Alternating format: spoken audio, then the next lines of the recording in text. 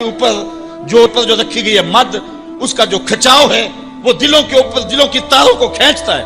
کلا اذا دکت الارض دکا دکا، اللہ فرماتا جب زمین پاش پاش کر کے رکھ دی جائے گی، وجاء ربک والملک صفا صفا، اور اللہ تعالیٰ اس شان سے ظہور فرمائے گا کہ فرشتے صفے باندھے کھڑے ہوں گے۔ وجیء یومئذ بجہنم، اور جہنم کو حاضر کیا جائے گا۔ فرمایا کہ 70,000 زنجیریں ڈال کر کے جہنم کو حشر کے میدان میں لایا جائے گا۔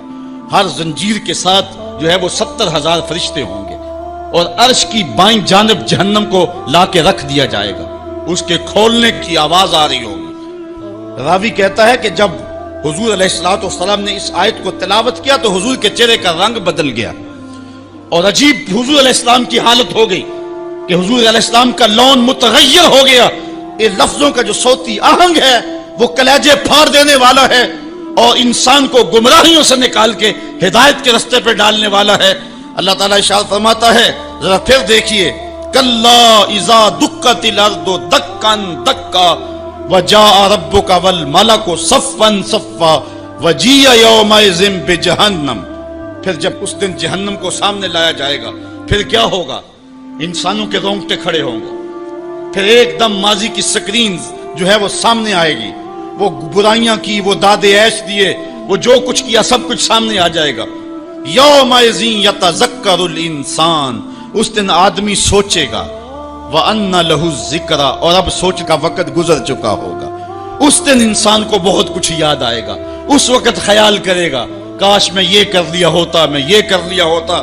وَأَنَّ لَهُ الذِّكْرَى، اب اس کو سوچنے کا وقت کہاں، اب اس کا فائدہ کہاں؟ وہ گھڑیاں، وہ لمحے، وہ ساعتیں اب اس کے لیے حسرت کو بڑھانے والے ہوں گے۔ وقت پر کافی ہے ایک قطرہ بھی آب خوش ہنگام کا، جل گیا جب کھیت برسا می تو پھر کس کام کا۔ اس دن پھر بندہ سوچے گا۔ سنو قرآن کا آہنگ، یقولو یا لیتنی قدمت لحیاتی، وہ کہے گا کہ ہائے کسی طرح میں نے جیتے جی نیکی آگے بھیجی ہوتی، زندگی کو میں نے مقصد میں، مصرف میں، کسی کام میں اور کسی جو ہے وہ مقصد میں لگا دیا ہوتا، اور زندگی کا سرمایہ وہاں میں یہاں کے لیے بھیجا ہوتا۔ فَيَوْمَئِذٍ لَا يُعَذِّبُ عَذَابَهُ أَحَدٌ، اللہ تعالیٰ اس دن جو عذاب دے گا کبھی کسی نے ایسا عذاب دیا نہیں ہوگا جو وہ دے گا۔ اللہ اکبر۔ وَلَا يُوثِقُ وَثَاقَهُ أَحَدٌ، اور اس کا سا باندھنا کوئی نہیں باندھتا جس طرح کہ وہ باندھے گا۔ اچھا، جب جہنم کو حشر کے میدان میں لایا جائے گا تو عرش کی بائیں جانب جہنم کو رکھا جائے گا، اور اللہ تعالیٰ جل شانہ جو ہے وہ پورے قہر و جلال میں ہوگا، تو جو برے لوگ ہوں گے ان کا پتا تو پانی ہو ہی رہا ہوگا، وہ تو کہیں گے کہ یا لیتنی قدمت لحیاتی، لیکن جو نیکوکار ہیں ان کا دل بھی ڈول رہا ہوگا، کیونکہ بڑے خطرناک جو ہے وہ لمحے ہوں گے۔ ہمارے ایک ٹیچر ہوا کرتے تھے ریاضی کے، تو وہ بڑے جلالی ہوتے تھے۔ کبھی ہمارا ٹیسٹ لیتے نا تو دوسرے دن جب وہ آتے نا پیریڈ میں، تو باوجود پتا ہوتا کہ سوال ٹھیک ہم نے کیے ہوئے، بعد میں چیک بھی کیے ہوتے، لیکن جب وہ ڈنڈا لے کے داخل ہوتے تو سب کے پتے پانی ہوتے، پتہ نہیں کس کی جو ہے وہ کم بختی آ گئی ہے۔ اور پھر جب وہ اچانک جن لوگوں نے اچھے نمبر لیے ہوئے ہوتے ان کو الگ کرتے اور دوسروں کو الگ کرتے، پھر بھی سارے ڈر رہے ہوتے کہ پتہ نہیں یہ کدھر والے ہیں اور یہ کدھر والے ہیں، اور پھر جب کہتے بیٹا تمہیں شاباش، تو پھر جو مسرت ہوتی نا تو وہ پھر لفظوں میں بیان نہیں ہو سکتی ہے۔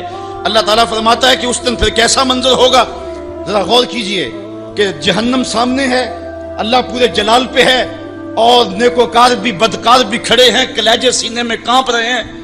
پھر اللہ تعالیٰ جو نیکوکاروں کا ان کو الگ کیا کر کے کہے گا، ایک نغمہ نہیں چھڑ جائے گا، یا ایتھا النفس المطمئنہ، اے مطمئن نفس، اے اطمینان والی جانو، ارجعی الی ربک، تم رب کی طرف آ جاؤ، تم اپنے رب کی طرف آ جاؤ، راضیۃ مرضیہ، اس حال میں تمہارا رب تم پہ راضی ہے اور تم اپنے رب پہ راضی ہو۔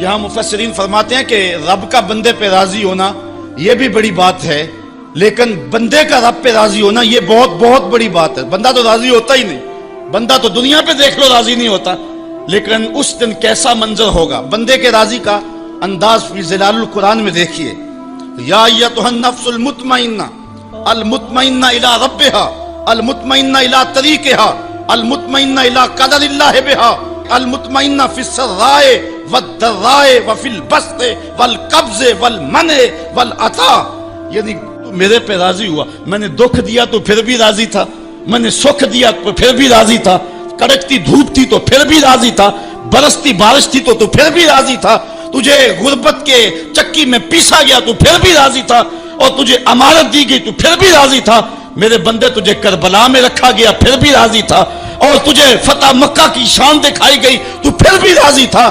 جب میرا بندہ میرے ہر کام پہ راضی ہوگا، اللہ اکبر، تو اللہ کہے گا میرے بندے آ جا ادھر، یا ایتھا النفس المطمئنہ ارجعی الی ربک، تو اپنے رب کی طرف آ جا۔ اچھا، راضیۃ مرضیہ، تو رب پہ راضی اور رب تیرے پہ راضی۔ حضور علیہ السلام نے ارشاد فرمایا کہ جب اللہ اپنے خاص بندوں کو جنت عطا کر دے گا تو اللہ تعالیٰ بندوں کو کہے گا کہ اے میرے بندو، کیا تم میرے اوپر راضی ہو؟ تو بندے کہیں گے مالک وما لنا، ہمیں کیا ہے، ہم کیوں راضی نہیں ہو سکتے؟ بندوں کو تو تصور بھی نہیں ہوگا جو جنت میں ملے گا۔ ایک بندے کی آرزو ہو کہ اسے 2.5 مرلے کا پلاٹ مل جائے تو اس کو کوئی 50 مربع لاٹ کر دے تو وہ تو خوشی سے پاگل ہو جائے گا، تو بندے کو تو تصور بھی نہیں ہوگا۔ حضور نے ارشاد فرمایا سب سے آخر میں جو شخص جنت میں جائے گا میں اس شخص کو جانتا ہوں، جہنم کے رگڑے سے آ کے جب باہر نکلے گا نا تو اللہ تعالیٰ اس کو بلائے گا، کہے گا بندے بتا کیا مانگتا ہے۔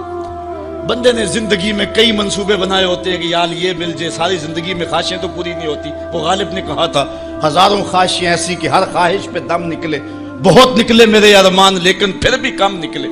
وہ جتنی آرزویں کبھی بھی زندگی میں آئی ہوئی ہوں گی وہ کہے گا مالک یہ بھی دے دے، یہ بھی دے دے۔ اللہ کہے گا لکا ما تمنیتا، اچھا جو تو نے مانگا میں نے تجھے سب کچھ دے دیا۔ بندہ تو اس پہ راضی ہوگا۔ اللہ فرماتا ہے یہ تو نے مانگا میں نے دیا نا، اس کے علاوہ جتنی زمین ہے یہ 7 بر اعظموں پہ پھیلی، اس سے 10 گنا زمین بھی جنت میں تجھے الاٹ کر دی۔ بندہ کہے گا یا رب اتسخر وانت الملک، مالک تو بادشاہ ہو کے مجھ سے مذاق کر رہے؟ بندے کے تو گمان میں نہیں ہوگا کہ اتنا کچھ ملے گا۔ جب یہ بات حضور نے بیان فرمائی فضاحک النبی حتی بدت انیابہ، حضور اتنا مسکرائے کہ حضور کی داڑھیں نظر آنے لگی۔ اس کو تو یہ گمان تھا کہ برابر برابر بھی چھوٹ دوں تو جنت میں کسی دروازے کی چوکیداری بھی مل جائے تو غنیمت ہے۔ اتنی تو دولت جو ہے وہ اوباما کے پاس بھی نہیں ہے، پوری دنیا کے مالیاتی اداروں کے پاس بھی نہیں ہے، اتنی حکومت تو کائنات میں کسی حکمران نے نہیں کی ہے جتنا تخت و تاج کا مالک اس سب سے آخری شخص کو بنا دیا جائے گا۔ جب سب سے کم پراپرٹی جنت میں جس کی ہے وہ اتنی جگہ کا مالک ہوگا، پھر داتا گنج بخش علی حجویری کی جاگیروں کا عالم کیا ہوگا، پھر انبیاء کی جاگیروں کا عالم کیا ہوگا، امام الانبیاء کی جاگیروں کا عالم کیا ہوگا۔ اتنا کچھ دینے کے بعد میرے بندے کیا تم میرے پہ راضی ہو؟ اللہ تعالیٰ جب بندوں سے پوچھے گا تو بندے کہیں گے مالک ہمیں کیا ہوا کہ ہم راضی نہ ہو، ہم تو جو ہے وہ پھولے نہیں سما رہے۔ تو اللہ تعالیٰ فرمائے گا تمہیں ایک اور چیز دینے لگا ہوں۔ تو بندے جنت میں کسی کمی کو محسوس نہیں کریں گے، کہیں گے مالک اور کیا چیز رہ گئی ہے؟ تو اللہ تعالیٰ فرمائے گا بندو وہ چیز یہ ہے کہ میں تمہارے اوپر راضی ہو گیا ہوں، اب کبھی بھی ناراض نہیں ہوں گا۔ تو پھر جو مسرت ہوگی وہ دیدنی ہوگی۔ یا ایتھا النفس المطمئنہ ارجعی الی ربک راضیۃ مرضیہ۔